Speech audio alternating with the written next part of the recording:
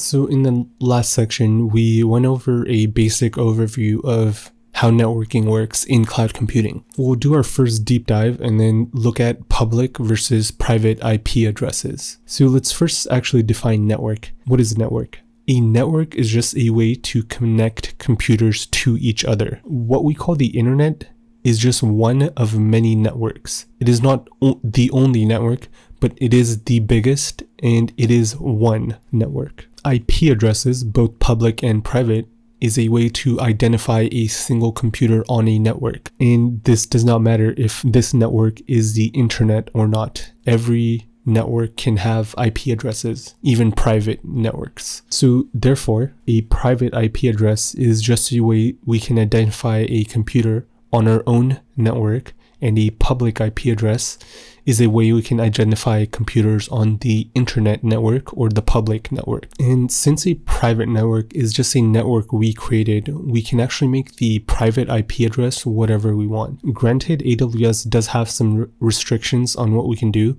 but the point is that we can make our IP address anything, even if that IP address is taken in the public IP address range. And this obviously raises the question, what if we want our private network to connect to the internet? How do we do that? And we'll go over that in that section about connecting a private network to the internet. So that's a separate section that's after the next one. But just try to really understand private and public networks. It is fairly important to understanding how networking works and how AWS works.